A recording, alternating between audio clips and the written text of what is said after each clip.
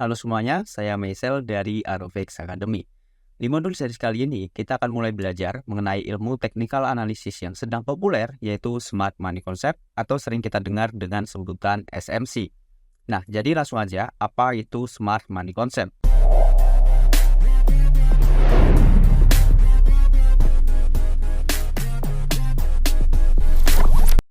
Smart Money Concept adalah strategi trading yang mengacu pada perilaku atau pergerakan harga yang dilakukan oleh para pelaku pasar besar ya, seperti institusi keuangan, bank sentral, hedge fund, venture capital, dan lainnya.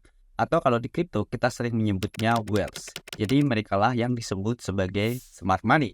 Nah, jadi pada dasarnya smart money concept itu merupakan suatu pendekatan trading yang baru di mana fokus utama dari strategi SMC ini adalah melihat teori yang dilakukan oleh para smart money tersebut.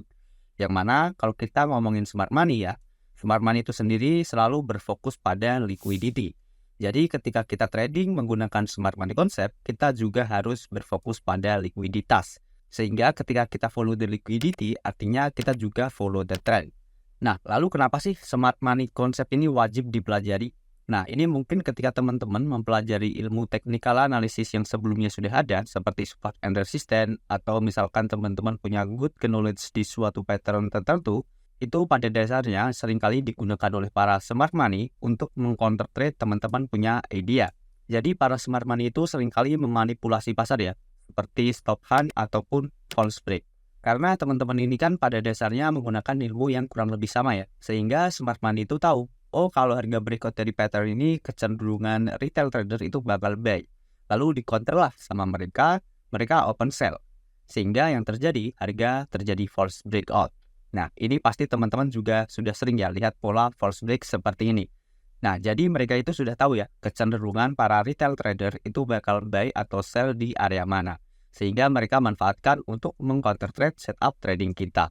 Nah, mungkin teman-teman pernah merasa ya, udah banyak sekali belajar technical analysis, tapi kok tradingnya masih sering kena stop loss. Nah, mungkin jawabannya ya teman-teman harus mempelajari mengenai smart money concept ini.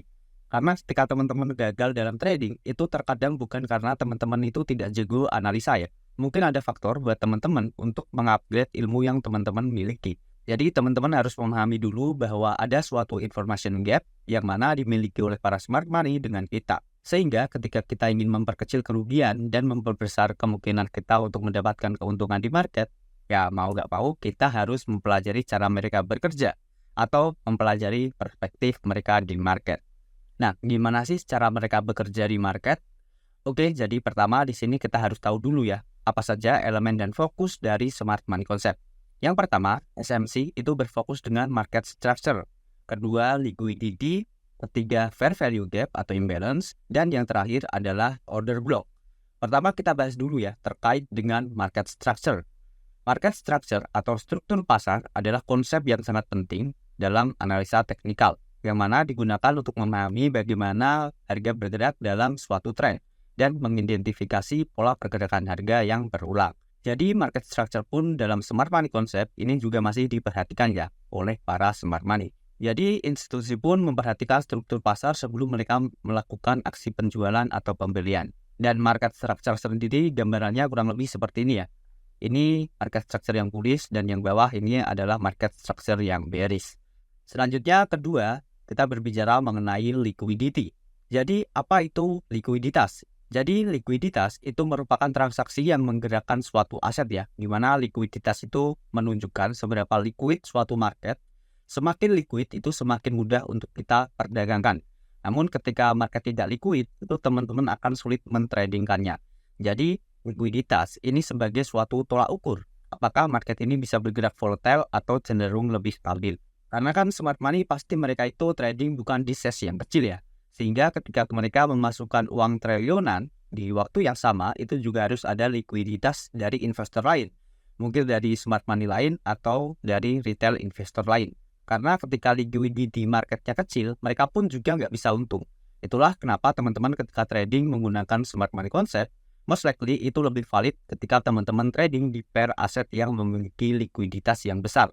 Contohnya di forex, komoditas, atau kalau di market crypto ya di koin-koin yang memiliki marketnya besar seperti Bitcoin dan Ethereum. Karena aset-aset inilah yang jelas ada likuiditasnya. Jadi ketika teman-teman ini pakai smart money concept, tapi teman-teman ini untuk trading meme coin di DEX, itu 100% saya bilang nggak relevan ya. Jadi hanya relevan untuk teman-teman gunakan konsep ini di dalam big cap asset. Paham ya teman-teman?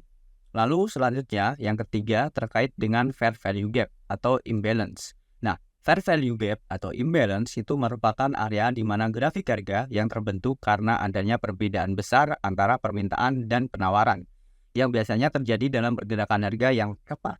Jadi ketika smart money itu melakukan suatu transaksi ya, itu seringkali meninggalkan jejak atau tanda yang berupa suatu gap atau jarak. Nah, teman-teman bisa perhatikan gambar di sebelah saya. Ini adalah contoh wujud grafik harga ketika smart money itu melakukan suatu transaksi yang besar. Maka di sini menimbulkan ketidakefisienan di market yang disebut FVG atau EMB. Jadi ketika teman-teman menemukan formasi candlestick seperti ini, it means smart money is there.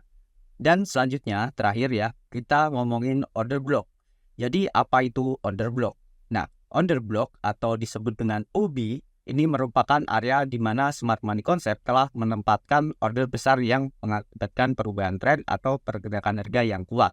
Sehingga kita bisa jadikan order block ini sebagai suatu area perdagangan. Jadi misal teman-teman mau buy long atau sell short, di sini teman-teman juga bisa ya jadikan OB sebagai area untuk teman-teman pasang suatu posisi perdagangan. Jadi OB ini ada bullish order block dan juga bearish order block. Yang hukumnya ini sebenarnya kurang lebih sama ya, seperti supply and demand. Oke, jadi teman-teman udah paham ya, fokus apa saja sih yang kira-kira akan kita bahas di chapter-chapter berikutnya pada seri Smart Money Concept ini. Saya Michelle, sampai jumpa di chapter berikutnya.